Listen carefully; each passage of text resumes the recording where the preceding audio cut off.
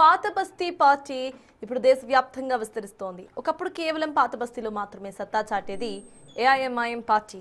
కానీ ఇప్పుడు మహారాష్ట్ర మున్సిపల్ ఎన్నికల్లో ఓ సెన్సేషన్ క్రియేట్ చేసింది. ఏకంగా 121 వార్డులను దక్కించుకుంది ఎంఐఎం. ఇందులో 8 వార్డులను ముంబై కార్పొరేషన్ను దక్కించుకుంది. ఇక అసలు ఈ పార్టీ ఇంతలా విస్తరించడానికి కారణాలు ఏంటి అనేది ఇప్పుడు డిస్కస్ చేద్దాం. సార్, ఎంఐఎం పార్టీ గురించి మాట్లాడితే ఓల్డ్ సిటీనే మనకు గుర్తొస్తూ ఉంటుంది. బట్ చిన్నగా కూడా ఇటు దేశం మొత్తం ఈ పార్టీ విస్తరిస్తున్నట్టుగా కొన్ని సంకేతాలు అయితే కనిపిస్తున్నాయి. మేజర్గా ఇటు బీజేపీకి సంబంధించి ఏదైతే ఓటు ఉందో అది ఇటు ఎంఐఎంకి షిఫ్ట్ అవుతుంది అనుకోవచ్చా? Anti BJP vote or else what may be the reasons and మీరేమంటారు సార్? అంటే యాంటీ బీజేపీ ఓట్ షిఫ్ట్ అయ్యడానికి ఎంఐఎం ఒకటే లేదు. యాంటీ బీజేపీ పొలిటికల్ స్పేస్లో మనకి ఎంఐఎం ఏంటంటే, మీరు అన్నట్లు మహారాష్ట్రలో ఇదివరకు ఈవెన్ ఎంపీ సీట్ కూడా గెలుచుకున్న చరిత్ర మహారాష్ట్రలో ఎంఐఎంకి ఉంది కదా. సో ఎంఐఎం ఒక్క మహారాష్ట్రలో కాదు, ఇటీవల బీహార్ అసెంబ్లీ ఎన్నికల్లో కూడా వాళ్ళు అసెంబ్లీ సీట్లు గెలుచుకున్నారు. ఇప్పుడే కాదు, అంతకు ముందు ఎన్నికల్లో కూడా గెలుచుకున్నారు. ఆ తర్వాత వాళ్ళందరూ ఆర్జేడీలో చేరారు, కానీ మళ్ళీ గెలుచుకున్నారు. సో మీకు సీమాంచల్ రీజన్లో భారీగా గెలుచుకున్నారు, 5 సీట్స్ గెలుచుకున్నారు. అలాగే అయితే అదే సమయంలో ఉత్తరప్రదేశ్లో సక్సెస్ కాలే, బెంగాల్లో లాస్ట్ టైం ప్రయత్నం చేశారు కానీ ఫెయిల్ అయ్యింది ఎంఐఎం. సో అంతటా సక్సెస్ అయింది అని కూడా చెప్పలేము. కొన్ని చోట్ల సక్సెస్ అయింది, కొన్ని చోట్ల ఫెయిల్ అయింది. సో ఎందుకంటే దీనికి కారణం ఏంటంటే, భారతదేశ వ్యాప్తంగా తీసుకుంటే మీకు ముస్లిం పార్టీస్, దేశంలో ముస్లిం ఓటును మీరు జాగ్రత్తగా పరిశీలిస్తే కేరళలో ఇండియన్ యూనియన్ ముస్లిం లీగ్ ఉంది, అస్సాంలో all India United democratic front అని బద్రుద్దీన్ అజ్మల్ నాయకత్వంలో ఉంది.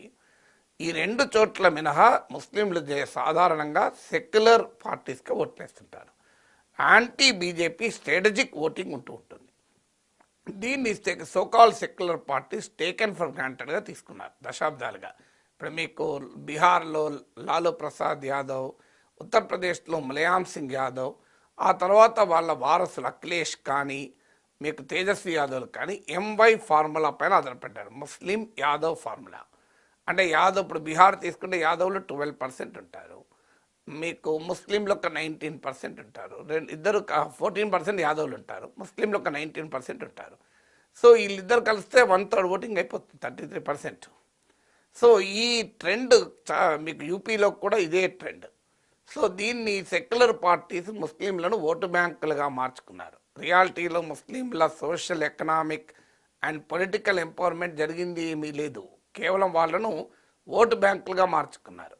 మీకు బెంగాల్లో మమతా బెనర్జీ చేసింది అదే, అక్కడ కూడా కేరళలో కాంగ్రెస్ పార్టీ ఐఎంఎల్తో కలిసి చేసింది అదే. మన దగ్గర కూడా తెలంగాణలో మీరు చూడండి, ఎవరు అధికారం ఉంటే వాళ్ళు బీఆర్ఎస్తో కలుస్తారు, ఎంఐఎంతో కలుస్తారు. 10 ఏళ్ళు కాంగ్రెస్ పార్టీ కలిసింది, దాదాపు 9 ఏళ్ళు బీఆర్ఎస్ కూడా కలిసి, ఇప్పుడు మళ్ళీ కాంగ్రెస్తో కలిసింది. అందులో దేశమంతటా సెక్యులర్ పార్టీస్ను ముస్లింలను ఒక వ్యూహాత్మక ఓటు బ్యాంకుగానే భావిస్తారు. అంతే తప్ప వారి real social and economic and political ఎంపవర్మెంట్కు తీసుకున్న చర్యలు ఏమీ లేవు. మీకు బీహార్ ఎగ్జాంపుల్ చెప్తే, మీకు 2 చిన్న కులాలకు చెందిన వారిని ఉప ముఖ్యమంత్రులు చేస్తామని ఆర్జేడీ ప్రామిస్ చేసింది. 3%, 4% జనాభా ఉన్న వాళ్ళ కులాలకు సంబంధించిన వాళ్ళను నేను డిప్యూటీ చీఫ్ మినిస్టర్షిప్ ఇస్తానని ప్రామిస్ చేసింది.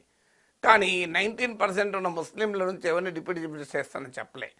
ఎందుకంటే ముస్లింలు మాకు ఓటు బ్యాంకులు బీజేపీకి వ్యతిరేకంగా ఎలాగో ఓటేస్తారు, మళ్ళీ మేము ముస్లింలకు ప్రత్యేకంగా డిప్యూటీ చీఫ్ మినిస్టర్ అంటే అది బీజేపీ ఎక్కడ లాభపడుతుందో అని చెప్పి కేవలం వాళ్ళను ఒక పొలిటికల్ వెపన్గా వాడుకున్నారు.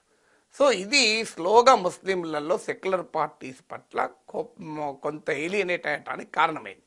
అంటే మమ్మల్ని ఉపయోగించుకోవడమే తప్ప మా real social and economic and political empowerment ఎక్కడుంది అనే క్వశ్చన్ ముందైంది. సో ఇది సెక్యులర్ పార్టీస్ వ్యవహరించే తీరు. ఇదే సమయంలో భారతీయ జనతా పార్టీ ఎమర్జ్ కావడం వల్ల దేశవ్యాప్తంగా హిందూ మెజారిటేరియన్ పాలిటిక్స్ మొదలయ్యాయి. హిందూ మెజారిటేరియన్ పాలిటిక్స్లో ప్రధానమైంది యాంటీ ముస్లిం రెటరిక్. మీకు మూకదాడుల నుంచి మొదలుకోవచ్చు, హేట్ స్పీచ్ కావచ్చు, అసలు బీజేపీకి చెందిన ఒక్క ఎంపీ ముస్లిం లేకపోవడం కావచ్చు. సో బీజేపీ ఎమర్జ్ కావడం వల్ల పార్లమెంట్లో కూడా ముస్లిం రిప్రజెంటేషన్ గణనీయంగా పడిపోయింది. సో బీజేపీ మెజారిటేరియన్ పాలిటిక్స్ ఒకవైపు ఎమర్జ్ అవుతుంటే దాన్ని కౌంటర్ చేయడంలో సెక్యులర్ పార్టీసు బీజేపీకి ఎక్కడ హిందూ ఓటు కన్సాలిడేట్ అవుతున్న భయంతో మరింతగా ముస్లిం ఎంపవర్మెంట్ మానేసి ముస్లిం అపీజ్మెంట్ కూడా భయపడే దశకు వచ్చారు. దాంతో ముస్లిం ఓటర్లలో కాస్త అసంతృప్తి పెరిగింది. ఏంటి మా పరిస్థితి? అటు బీజేపీ ఏమో అటాక్, ఇటు సెక్యులర్ పార్టీస్ మా పట్ల గట్టిగా నిలబడవు. ఇప్పుడు ఢిల్లీ అల్లర్లు జరిగితే ఆమ్ ఆద్మీ పార్టీ కనీసం అరవింద్ కేజ్రీవాల్ వెళ్ళడానికి కూడా నిరాకరించాడు. వెళ్తే ఎక్కడ హిందూ ఓట్లు పోతాయో అని. సో బీజేపీ జై శ్రీరామ్ అంటే జై హనుమాన్ అన్నాడు కేజ్రీవాల్. అక్కడికి ఏం జరిగింది? ముస్లిం ఓటు రాలే, హిందూ ఓటు రాలే, అక్కడికి అసెంబ్లీ ఎలక్షన్లో ఓడిపోయాడు. అంటే ఆ రకంగా ముస్లిం అపీజ్మెంట్ పాలిటిక్స్ నుంచి ప్రారంభమై ముస్లిం అపీజ్మెంట్ కాదు, ఇప్పుడు హిందూ అపీజ్మెంట్ కొరకు ముస్లింలను కూడా ఇగ్నోర్ చేయాలి, ఎలాగో వాళ్ళు ఓటేస్తారు కదా అనే దశకు వచ్చారు. దీన్ని ఓవైసీ సరిగ్గా ఉపయోగించుకుంటున్నాడు. అంటే ముస్లింల్లో పెరుగుతున్న ఈ ఏలియనేషన్, ఈ అసంతృప్తిని సరిగ్గా ట్యాప్ చేస్తే మన కొరకు మనమే ఓటేసుకుంటేనే మనము ప్రామినెంట్గా ఉంటాము అని మొదలుపెట్టాడు. దానికి తోడు బీజేపీని ఎదుర్కోవాలంటే ముస్లిం కన్సాలిడేషన్, హిందూ కన్సాలిడేషన్కు పోటీగా ముస్లిం కన్సాలిడేషన్ కావాలి అనేది ఇంకా పెరిగారు. అందుకే మీరు గమనించండి, బీజేపీ పెరిగితే ఎంఐఎం పెరుగుతుంది, ఎంఐఎం పెరిగిన చోట బీజేపీ పెరుగుతుంది. రెండు కోరలు ఒకదాని కోటి దోదం చేసుకుంటుంది. కానీ అర్థం కావాల్సింది ముస్లిం ఓటర్లకు కూడా ఏంటంటే హిందూ మెజారిటేరియన్ పాలిటిక్స్కు పోటీ ముస్లిం మెజారిటేరియన్ పాలిటిక్స్ కాదు, ముస్లిం మైనారిటీ పాలిటిక్స్ కాదు. ఎందుకంటే మెజారిటీ ముస్లిం, ఇప్పుడు నేను చాలాసార్లు చెప్తాను, హైదరాబాదులో ఉన్న ముస్లింలు ఓట్లని ఆధారంగా చేసుకుని ఎంఐఎం 7 ఎమ్మెల్యే సీట్లు ఒక ఎంపీ సీట్ గెలుచుకుంటే నరేంద్ర మోడీ 300 సీట్లు ఎందుకు గెలుచుకోడండి? హిందూ ఓట్లను ఆధారంగా చేసుకుని. అంటే ముస్లింలందరూ ముస్లిం పార్టీకి ఓటేస్తామని అంటున్నారు, హిందువులంతా హిందూ పార్టీకి ఎందుకు ఓటేయరనే కదా బీజేపీ చెప్పేది. సో ముస్లింలందరూ ఎంఐఎంకి ఓటేస్తే జరగబోయే పరిణామం ఏంటి? దేశంలో బీజేపీ పెరుగుతుంది. అంటే ఏది పెరగద్దని చెప్పి ఎంఐఎం వెనకాల ర్యాలీ అవుతున్నారో అదే పెరుగుతుంది. సో పెరగడమే కాదు, ఇంకెక్కువ కన్సాలిడేట్ కూడా అవుతుంది. అందువల్ల ఎంఐఎం ఒక రకంగా ఎంఐఎం ఉనికి పెరుగుతున్న కొద్దీ బీజేపీకే ప్రయోజనం. ఎందుకంటే బీజేపీ హిందూ కన్సాలిడేషన్ పెరుగుతుంది, సెక్యులర్ పార్టీస్కి ఒక బలమైన ఓటు బ్యాంక్ వెళ్ళిపోతుంది. ఇప్పుడు అందుకే ఎంఐఎం దేశమంతటా చేస్తున్న పని ఏంటంటే బీజేపీ పెరుగుదలకు దోహదం చేస్తుంది.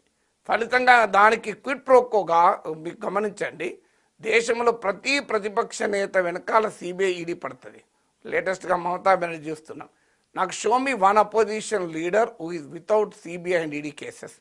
CBI, ED, IT, Rahul Gandhi, Mayawati, Mamata Banerjee, Arvind Kejriwal, మీకు పినరయ్ విజయన్, స్టాలిన్, ఎవరి మీదైనా కేసులు ఉంటాయి. మీరు గమనించండి, ఎవరి మీద సిబిఐ, ఈడీ, ఐటీ కేసులు ఉండవంటే ఒక ఎంఐఎం నాయకులపైనే. మీరు అసదుద్దీన్ ఓవైసీ పైన, అక్బరుద్దీన్ ఓవైసీ పైన సింగిల్ కేసులే చూడండి. ఒక చిన్న ట్వీట్ చేస్తే కేంద్ర ప్రభుత్వం రంగంలో దిగి కేసులు పెట్టే సందర్భాలు ఉన్నాయి. గుజరాత్లో ఒక ఎమ్మెల్యే ట్వీట్ చేస్తే అస్సాం పోలీస్ కేసు పెట్టింది. మరి అక్బరుద్దీన్ ఓవైసీ హిందూ దేవతలు అవమానిస్తూ దారుణంగా మాట్లాడాడే. మరి కేంద్ర ఏజెన్సీలు ఎవరైనా దిగారా రంగంలోకి? ఒక్కరన్నా దిగాయా? అసలు ఎవరన్నా కేంద్ర ప్రభుత్వ ఏజెన్సీలు ఇది చాలా ప్రమాదకరమైన మాటలు, ఇది అంగీకరించామని చెప్పి దిగాయా? పోనీ బీఆర్ఎస్ ఇక్కడ వాళ్ళను క్లీన్ చిట్ ఇచ్చేసి నిర్దోషులుగా ప్రకటిత అక్బరుద్దీన్ ఓవైసీ బీజేపీలు కనీసం ధర్నా చేశారా? మీరు అసెంబ్లీలో వాకౌట్ కూడా చేయలే నాకు గుర్తున్నంత వరకు. అంటే అదొక రాజకీయ, ఎందుకు? ఎంఐఎం వల్ల మాకే లాభం కదా. ఎంఐఎం ఎంత రెచ్చగొడితే ముస్లింలు, అది హిందువుల పైన ఇన్ఫ్లుయెన్స్ ఉంటుంది, అది బీజేపీకి లాభం అవుతుంది అని. సో అందువల్ల ఎంఐఎం దేశవ్యాప్తంగా బీజేపీ పాలిటిక్స్ వల్ల, సెక్యులర్ పార్టీస్ అనుసరించేటువంటి కాంప్రమైజ్ వల్ల, ఓవైసీ లాంటి వాళ్ళు వ్యూహాత్మకంగా దాన్ని వాడుకోవడం వల్ల పెరుగుతుంది.